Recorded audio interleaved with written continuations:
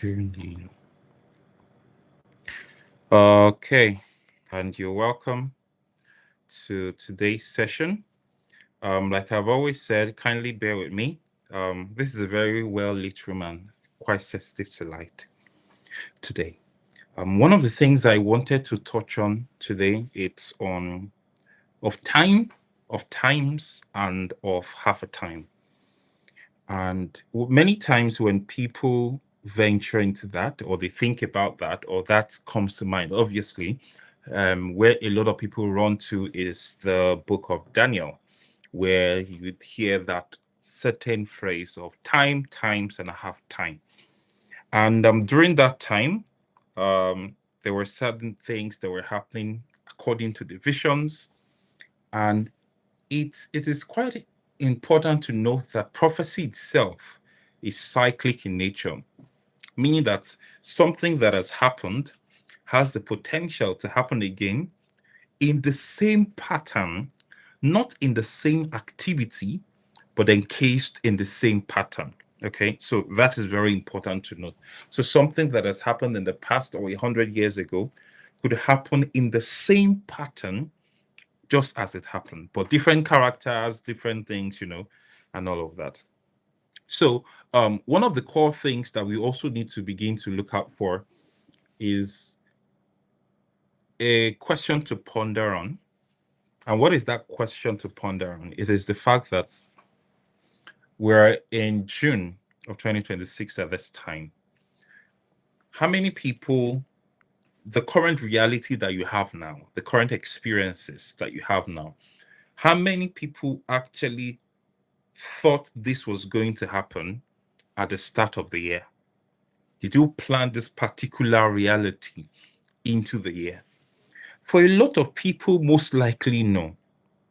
However, if you had seen certain patterns or you understood what certain things meant, it gives you certain times to begin to ponder about the realities of certain things.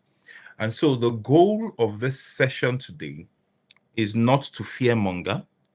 The goal of this session is to help you to become keen so that while some things are happening and a lot of people are taking the emotional route to those things, or people are being reactive to those things, you would take a different approach, or you should start to take a different approach. Okay? So, one of the things you need to understand is that the race and the pace in which the world is going is a lot faster than we are able to plan for it. So there's a very high chance that we are playing a catch up with a lot of things in the world. And what does that mean? It means that instead of planning for things you can see or for things that you can solve, it's important to create within yourself the skill to be adaptable, meaning that no matter what happens, no matter the situation, you have what it takes to surmount that situation. Okay, so that is very important. Now, the other thing is that there are certain fractures within the systems. I will talk about this towards the end of the session. There are certain fractures that the moment you note them to a high point of degree, you have an idea of where these things are going. Okay, so let's start with the core things. And what is the core thing I need you to have in mind in this session? And the core thing I need you to have in mind is that dominant systems are always given a measured window. Now, one of the things is that they never truly complete their cycle. And that's where the time, times, and half a time comes in. Okay. So, what does this really mean? I want you to understand how the systems of the world, no one truly owns the world. No one truly owns the system of the world. No one truly controls the system of the world. What you control is times and seasons of operation. Now, what do I mean by this? So let us take a little dive into history, into memory lane. All right. And we begin to look at how things have grown into dominance and how things have vanished. So first things first, the Soviet Union was a mighty territorial authority upon the earth. Okay, and it it controlled almost a half of the world during the height of the powers of the Soviet Union. Okay, now at the peak of the Soviet Union, they had authority and power when it comes to nuclear. So that means when it comes to warfare, they had the advantage. Territorial, when it came to land space, they had the advantage. They conquered a lot of regions. Now, when it also came into ideological dominance, they had it and they controlled more, almost half of the world. Now, how would you like to know that as mighty as the Soviet Union was, within 3 years, everything collapsed? Now, this is within, I think, 1989 to about 1991. The mighty sovereign union collapsed. The question is, why? Because no one saw this coming. This is because of the patterns of time, of times, and of half a time. Now, that is when we are looking at the political dominance. Let's also look at economy, because politics, economy, and finance are very strong pillars that determine the civilization, the prosperity of any people or any nation upon the earth. So, when it comes to the economy, in the financial crisis that happened in 2008, you would notice that before that time, it was a time of prosperity from the dot-com boom, okay? From the year 2000s, things were going, innovation was very high, and prosperity, people were making lots of money. Now, when people began to make money, one of the core things in the mind of every human, or the psychological path of humans, is the more you have, the more risk you begin to think about. And what does that mean? It means that the more money you have, the more resources you have, the more capital you have, you would not want to lose all of that. And so you start thinking, how do you mitigate risk, and all of these things combined. And so a system was created to mitigate risk, to ensure that people continue to be prosperous. However, it was that same system that was created that brought about the collapse of that economy within that season and within that time. So, how did this start? Now, instruments were built to distribute risk, okay? And so these were in the areas of mortgages, we had bundles, we had securities, then we have derivatives. Then things started becoming unclear when we began to have derivative of derivatives. Now, for those in the financial systems and the economic system, you'd understand this. Now, the problem was that, especially for the economic sector, the goal of a prospering economy is in its simplicity. The moment things begin to become more complex, it's a sign that something is crumbling in its foundations. Okay. So eventually, now, it became a time where very few people understood the entire economic structure. And when complexity now exceeds our levels of comprehension, then we know that risk becomes invisible. Now, the logic that created the distribution of risk was the same logic that collapsed the system. Now, we've talked about politics, we've talked about economy. Let's take a look at finance. One of the currencies in the world that had great value was the British pound. Okay.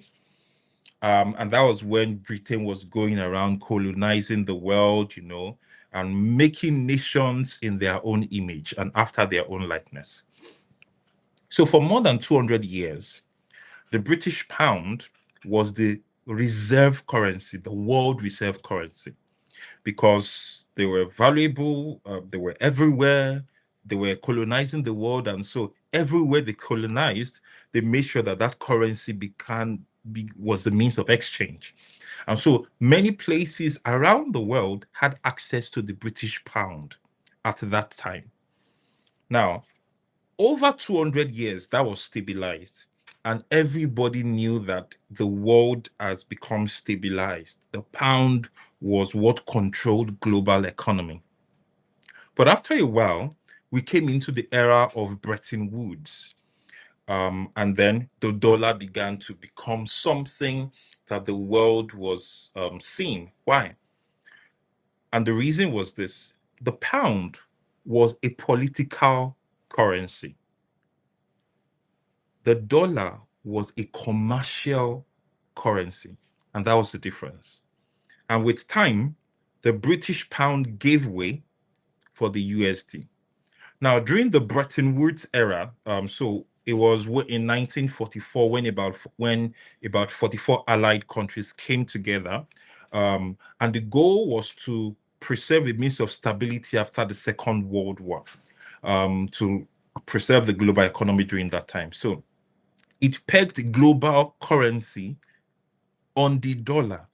And the main reason was because the dollar itself was pegged against gold. Now, pound, as I mentioned, was a political currency at that time. The dollar was a commercial currency.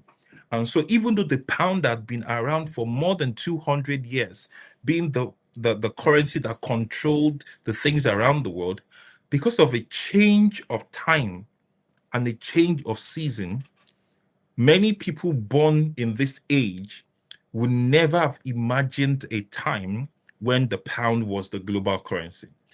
Even though till today, the value of the pound is still more than the value of the dollar.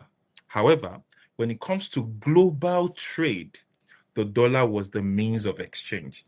Even though, as today, that story is already changing with regards to the dollar being the federal money, and all of that. And I'm going to let you understand why that is changing and what the future holds with regards to that.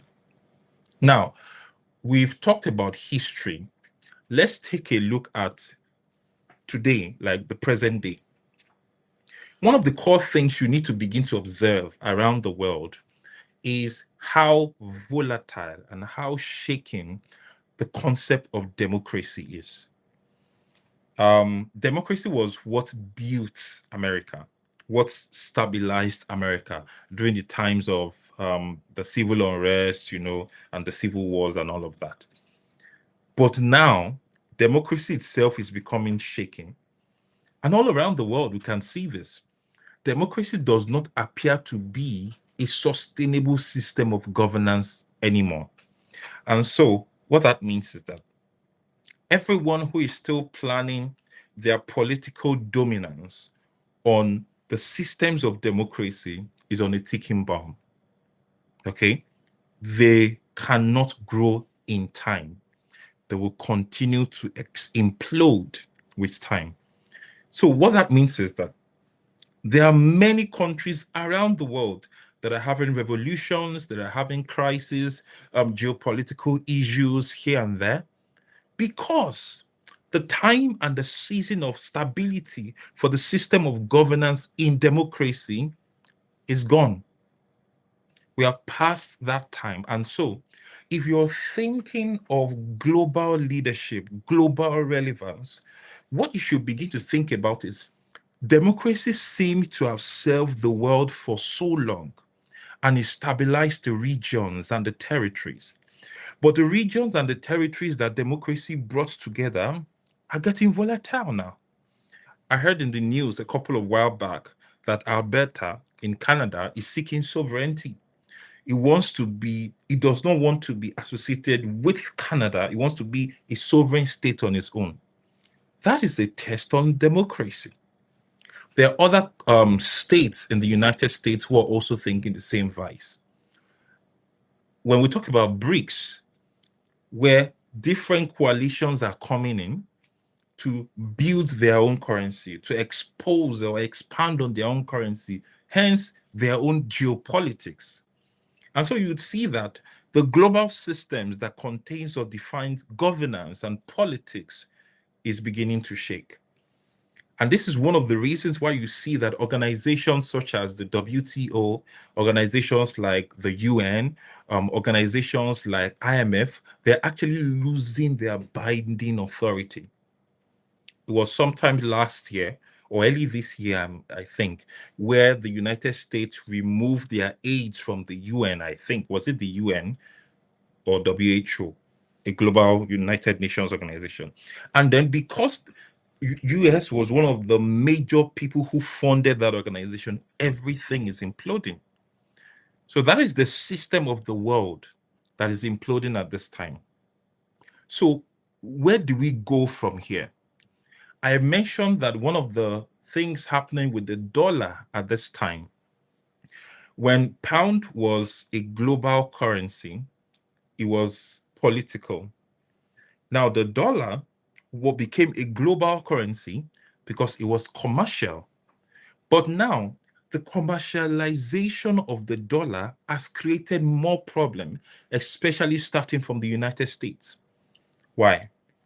One of the things that helps the value of a currency is its power of circulation. Now, because every nation has to trade internationally in the dollar, how do I explain this in simple terms? The simple term way to explain this is the US has the authority to print dollars.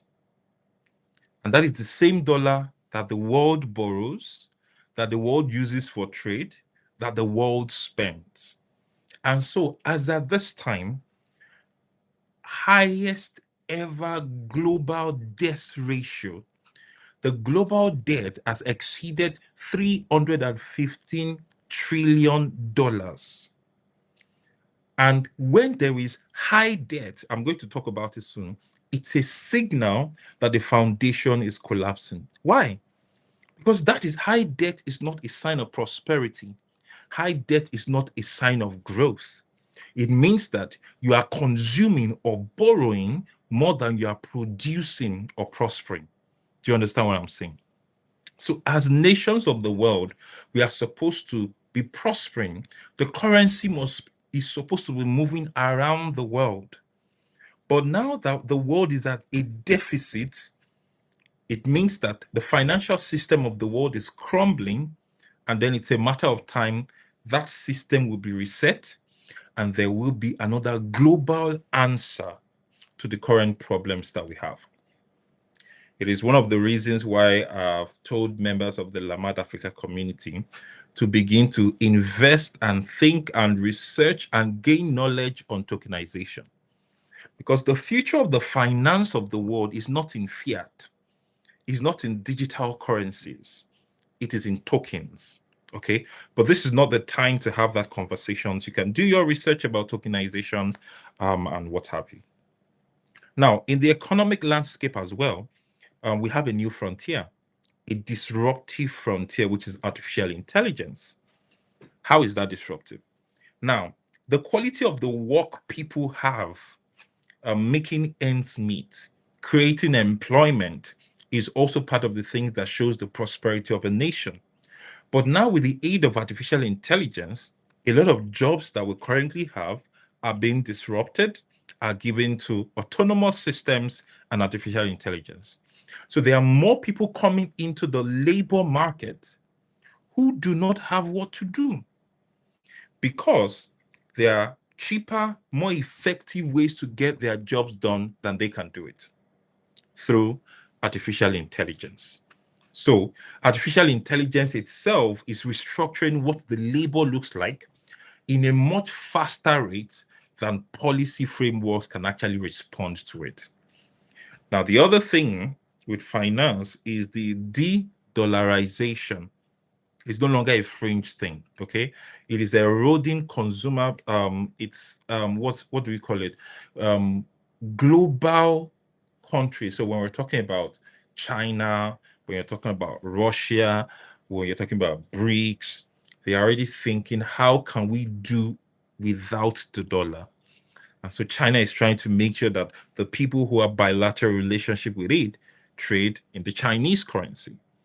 Now, when that begins to happen, dollar loses its power, and there is what do you call these things? Like a regression, like a economic depression happening in the US as a result of that. It is one of the reasons that US continues to fight to maintain the little power it has left. But that is an inevitable thing. Okay?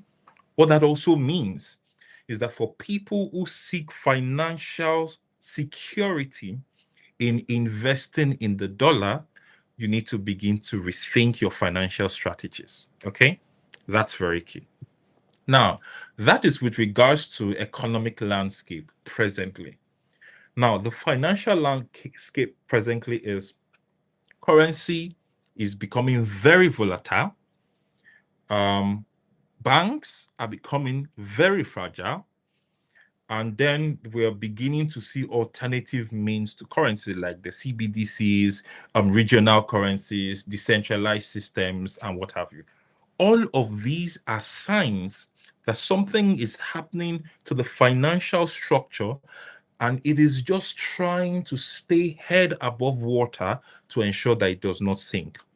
For anyone who understands the patterns of time, times, and half a time, you know that you cannot continue to trust that system. However, you cannot immediately leave the system. So there is a wisdom that must be engaged. In empirical terms, one of the ways to leave such a system is what I will call the ratio 4:3. I'm just pushing all of these things out there. I would not fully explain it now. I believe that in time, there would be a time to talk about that. If you are thinking of what is the financial framework to assume freedom from the potential crash of global finance, you need to begin to think in the ratio 4:3. What that means is that 4 ratios goes to a particular aspect. 3 ratio goes to another area. So here is this. There is going to be a transversal.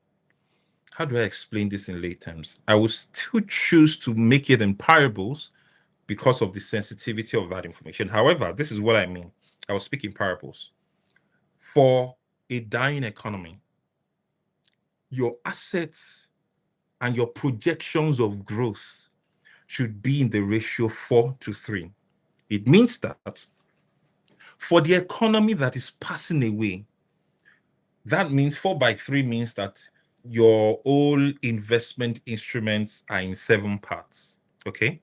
So you would invest 4 parts. Please listen carefully. You will invest 4 parts in the dying economy.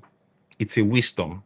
So, and you would invest 3 parts in the coming economy. Why is this? Because even in the dying economy, the frameworks, the protocols that we have are still fashioned after the image of the dying economy. And so you cannot think it is wisdom to take all your investment to something that is still formless, which is the new economy that is arriving.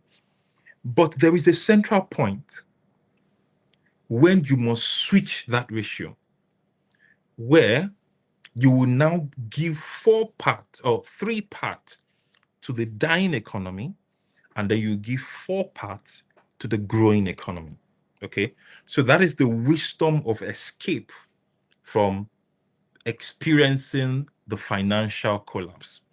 But I'm just going to leave that as that. So there is the African sovereignty. So I wrote something here. There is the Africa's sovereign debt trap, and there's Africa's actual resource and demographic position.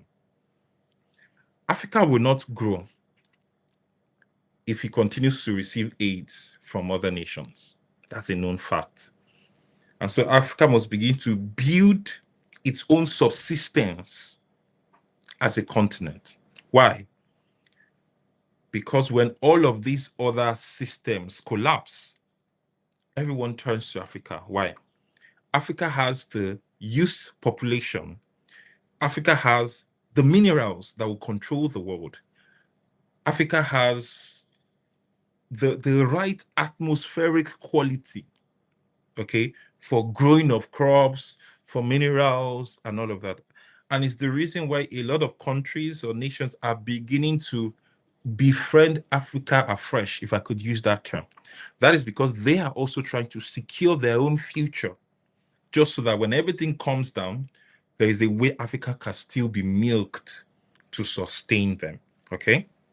But that is something for us to know. Now, one of the final things I want to touch on before I now give you a point to consider is the framework to look at. Now, these frameworks are called the fractures. These are the things you need to begin to note. They're like a checklist. Okay. So when you begin to view that checklist, you're like, okay, this is happening, this is happening, this is happening, this is happening. Then there's a very high chance that this happens. So the things that I would begin to mention now, when you begin to tick them in your own geography, in your own region, if it is already happening, then there is a cause for concern. And you need to begin to rethink your financial, economic, and political strategies. Okay. So what's the first fracture?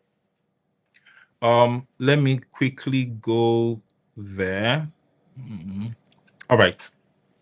Now, in financial terms, the first fracture to look out for is when there is increasing complexities, when things are becoming more ambiguous, systems that are supposed to stabilize things. If it cannot be explained in simple terms, if everything is so complex, it's a sign that they are trying to pad something that is falling off. Okay, so that is something to note. So, for example, a healthy system should become more capable without becoming incomprehensible. Okay, so when a system requires excessive layers to keep it functioning, it often signals that there are underlying weaknesses. Okay, and so in financial systems, in political systems, in economic systems, begin to look out for those fractures. Okay, increasing complexity. So, for example, okay, I think I've mentioned some of these with regards to the 2008 financial collapse. The other part, the second part, is trust. Remember, what makes finance, money, is actually trust. If you take trust out of the monetary system, it becomes just paper, it becomes just codes, and it is useless. I'll give you an example.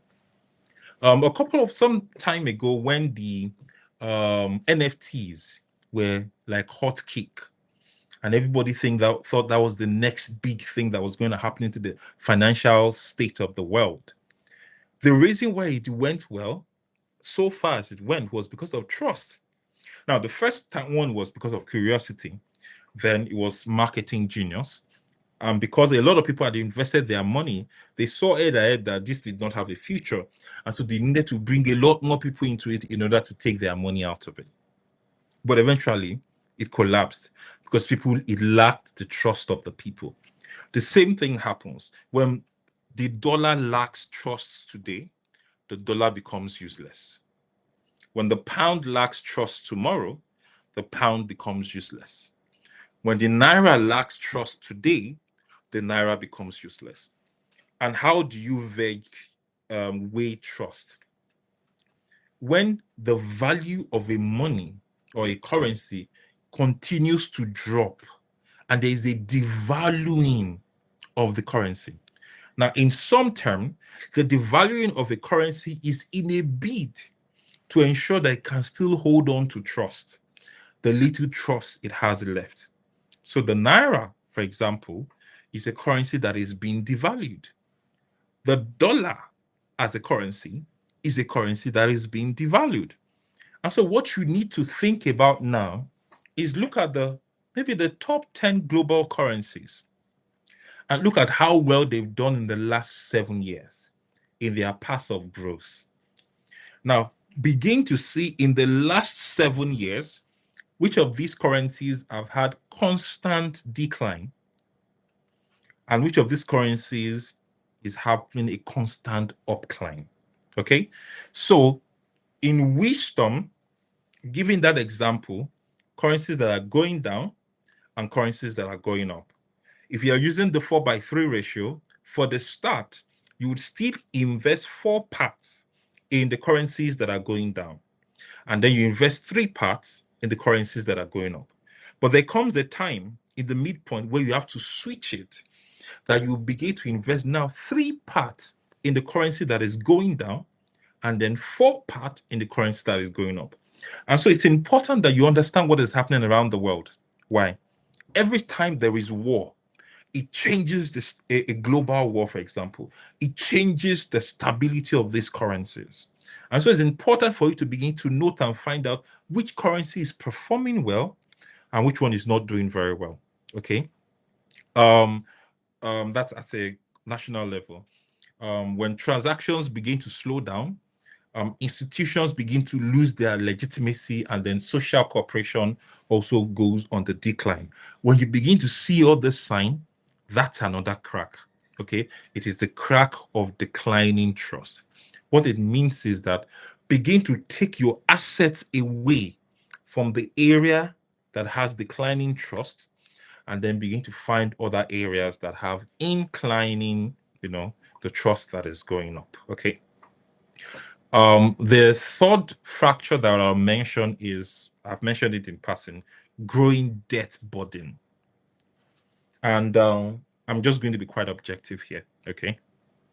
Now, what that means is that when you see any nation or any currency that is borrowing more than it is producing. So, for example, debt allows future resources to be used today. Every time a country borrows, the resources they are supposed to spend in the future, they are choosing to spend it now. What that means is that when we get to the future, there will be nothing left because we have already spent currencies and the capital on the future. We've spent it today.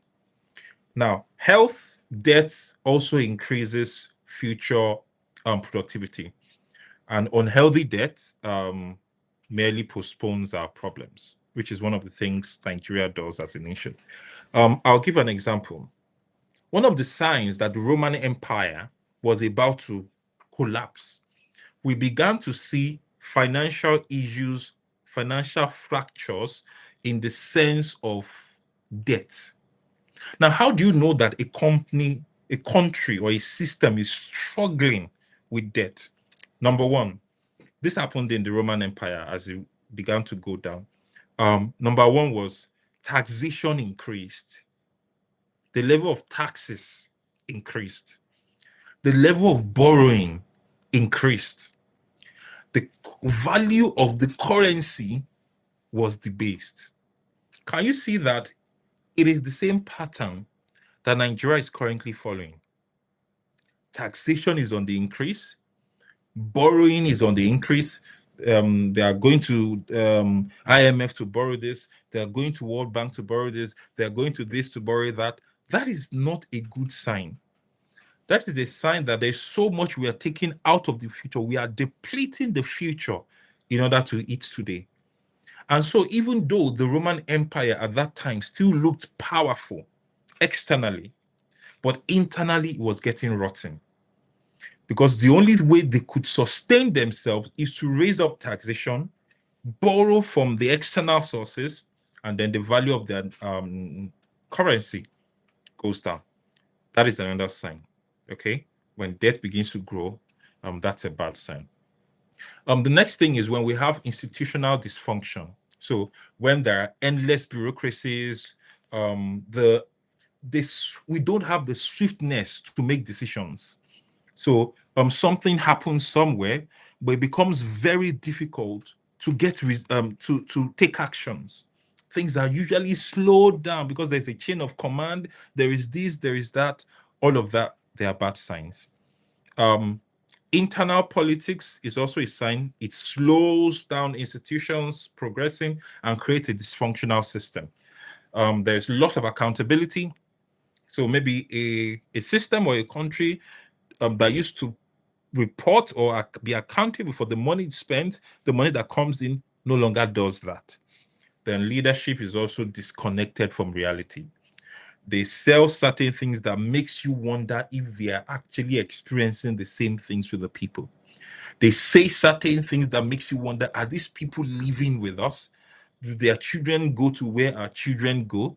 Now, when you begin to see these things, it's a sign of a fracture as well. So let me quickly run through. There's under technological displacement. We've talked about that with artificial intelligence, what artificial intelligence is currently doing. When any technology affects communication, commerce, labor, and governance, is something to pay attention to. Any technology that affects communication, commerce, labor, and governance, it's something to pay attention to. Okay, and sadly, or good do, that's one of the things that AI is currently doing today. AI is affecting how we communicate, how people communicate, because AI is practically communicating for people. People just send prompts, help me do this, let me say this, enter, and they copy and paste exactly what AI is telling them. So AI is actually communicating for us. Commerce, AI agents is affecting how trade is done. Labor, a lot of people do not have jobs anymore because the industries have been disrupted by artificial intelligence. And then governance as well. That is the next step of artificial intelligence it's really going to shake governance and what we have, as it were. Then we would have social fragmentation. Like I did the last time as well, I think it's just important to note this so that you are not trying to play catch up with what I'm doing. Everyone who registered for this session, the document of some of these things I'm saying would also be shared with you. Okay, so just kind of pay attention. You would have the document of this thing. So I think that was important to note as well. So social fragmentation, a society actually begins to weaken when we no longer have shared identity.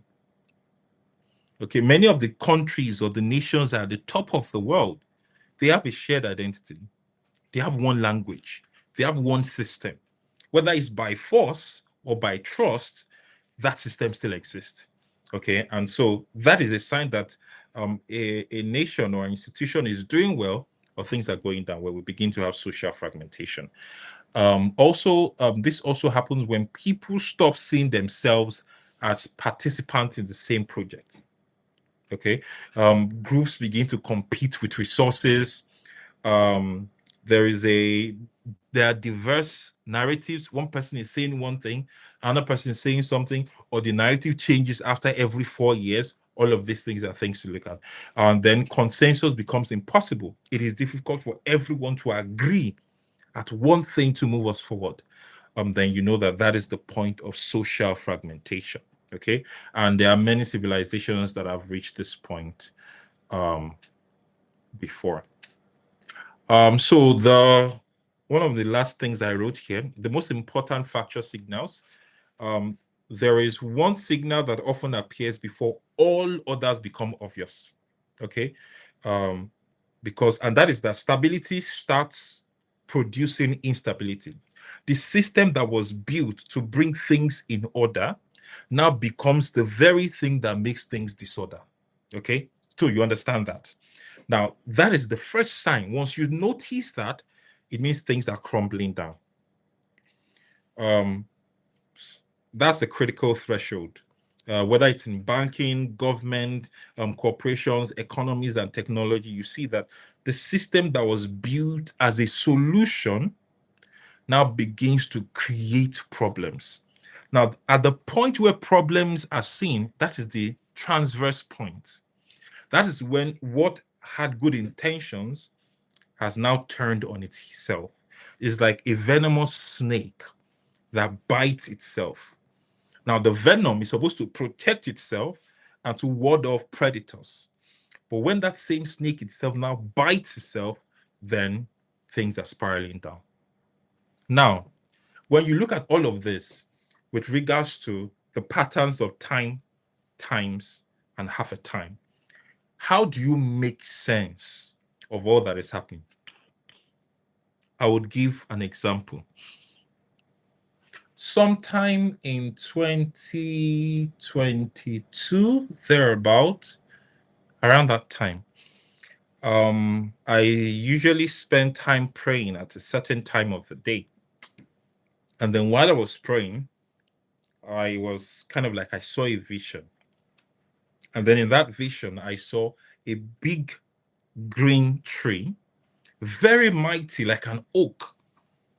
And then suddenly, I saw that that big green tree fell.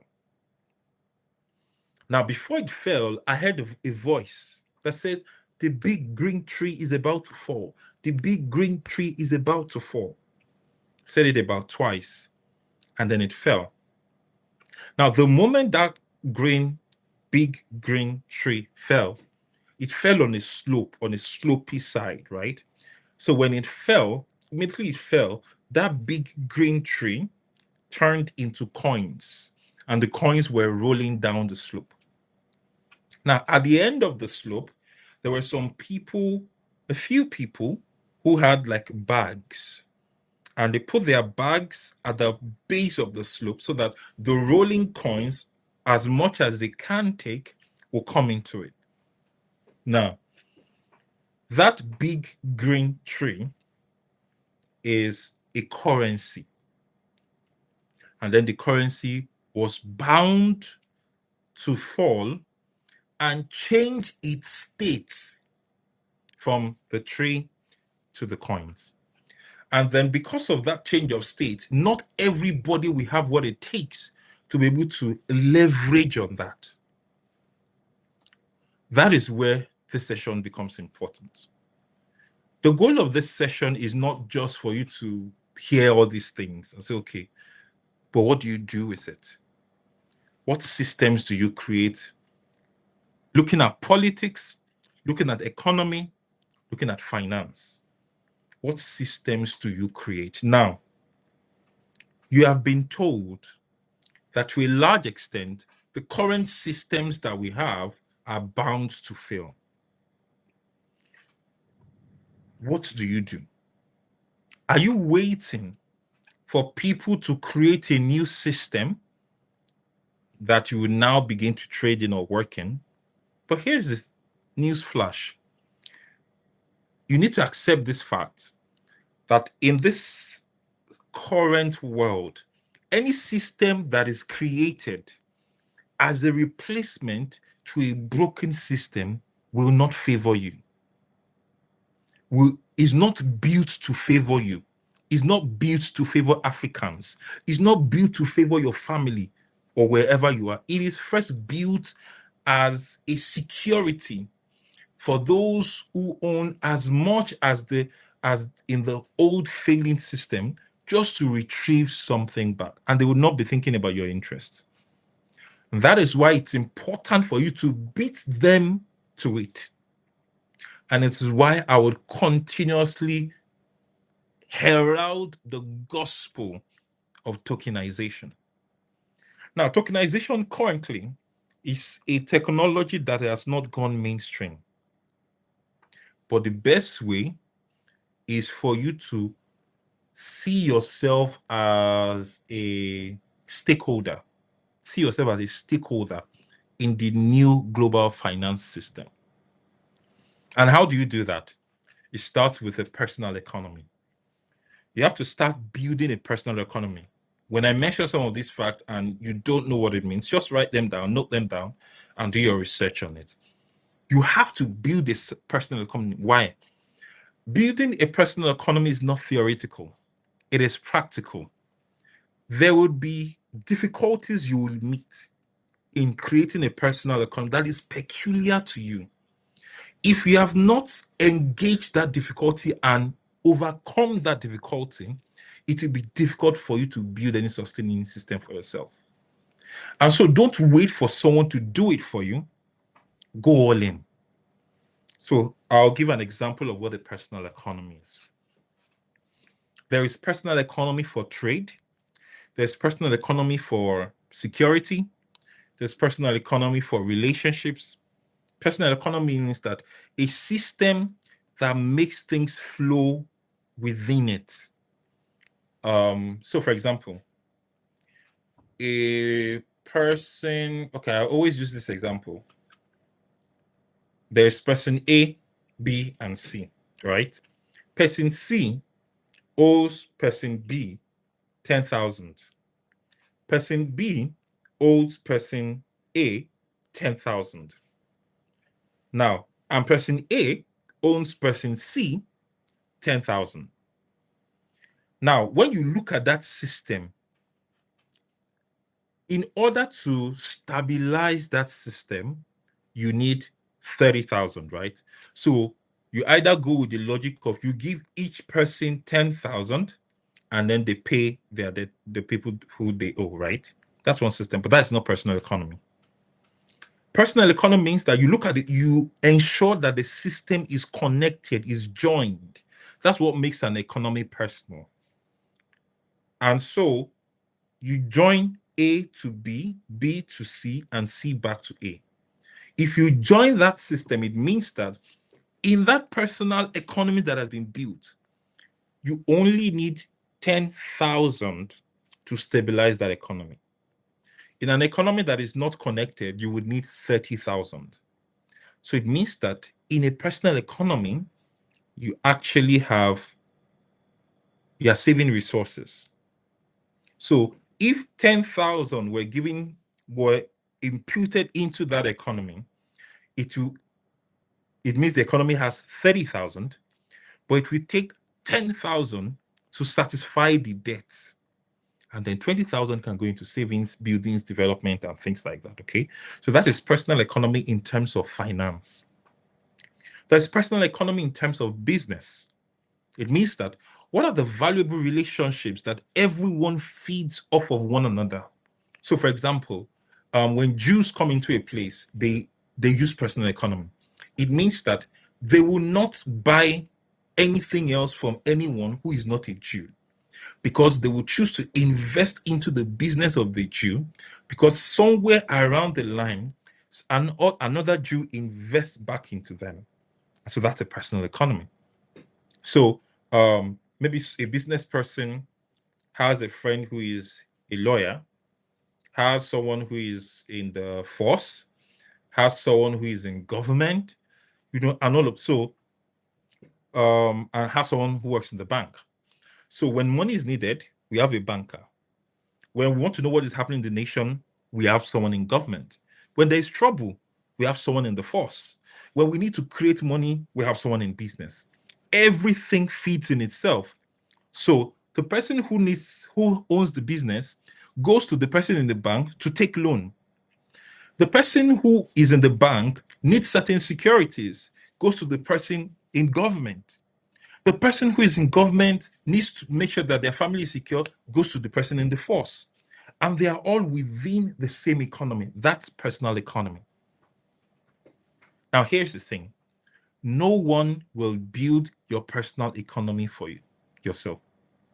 You have to think about the kind of life you want, the things that will stand in the way of that life, and the people that have the resources, the capital, and the wherewithal to help out.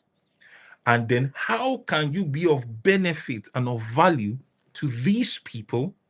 And then you bring them into your network. That is how you will survive in this new age, because that's what countries are doing.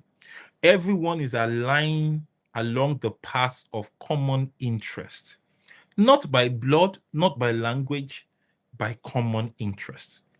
And that is how personal economies are built. I would like to tell you that there are people who I have seen personally who are already building that system. Why? The moment where everything collapses, the only people that would survive are those that have a personal economy. All right? So I'm going to stop here. If anyone has questions or concerns, you can let me know. If you cannot put it in the chat section, you can send me a message directly or send an email, and I'll be more than happy to help you with this. Now, of time, of times, and of half a time is a statement of patterns and time. And time becomes the currency. Time is the currency. There are certain things you need to do that once the time passes, you have lost that opportunity. Okay? So many of the things I've talked about, one of the things I would implore you to do is to think about them prayerfully. All right? Consider what the future looks like. Consider what is currently happening, the possibilities of the projections of what can happen for good or for bad. What system can you think about, or can you borrow from people who have already created something that is working for them, and then see how you can connect it together? I would not say more than that for now, but I hope that this makes a bit of sense to you. This is where we're going to be pausing and stopping this session today. Hopefully looking forward to the next time we'll have this conversation on something else which is equally important. But I would pray and hope that you do not live your life as a consumer at this time. Don't wait for someone to render help to you. Think, what can you do to create a system and a structure to be the help? Now, you would have to think more. You have to engage in warfare more. But when you win those warfare, it adds to you. And when everything comes falling down, you will be the only light that shines. I pray that God continues to help you and be with everyone. And I'm looking forward to whatever questions or comments you might have. Next month, this probably seems to be like a monthly thing now. Next month, when something else comes, I would also share the broadcast to as many people that can listen. And I hope that all works well. God bless you all, and do have an amazing and a great month ahead. Shalom.